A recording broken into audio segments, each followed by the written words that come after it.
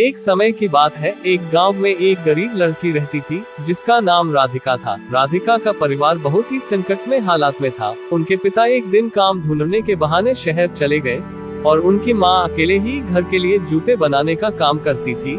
राधिका को भी स्कूल जाने का मौका नहीं मिला और वह अनपढ़ रह गई।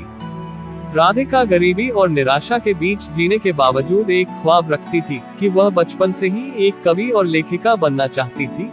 उसे लिखने और पढ़ने का शौक था और वह अपनी विचारधारा और अनुभवों को कागज पर व्यक्त करने की इच्छा रखती थी। एक दिन एक प्रतियोगिता आयोजित हुई जिसमें स्कूल के छात्रों को कविता और कहानी लिखने के लिए बुलाया गया। राधिका को इसका पता चला और वह बड़ी उम्मीद के साथ उसमें हिस्सा लेने के लिए दिल से इच्छुक हुई। उसने दिन और रात कठिनाइयों का सामना करते हुए एक कविता और एक कहानी लिखी। राधिका ने अपनी कविता और कहानी को प्रतियोगिता में भेज दिया और बड़े ही उत्साह से परिणाम का इंतजार किया।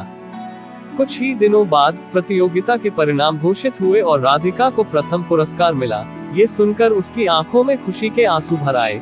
वह अपने सपने को पूरा करने के लिए तैयार थी। उसकी कविता और कहानी ने लोगों के दिलों को छू लिया था। उसकी लिखावट और विचारधारा ने सबको प्रभावित कर दिया था। इससे और उसकी प्रतिभा के प्रमाण के चलते एक पत्रकार उसे एक प्रकाशन में अपना लेखन कार्य संभालने के लिए बुलाया।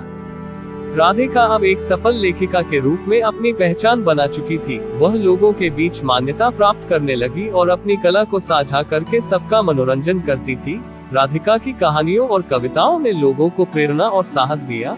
इस कहानी से हमें ये शिक्षा मिलती है कि हमें लगातार मेहनत और संघर्ष करना चाहिए और कभी अपने आप को किसी से भी कमजोर नहीं समझना चाहिए।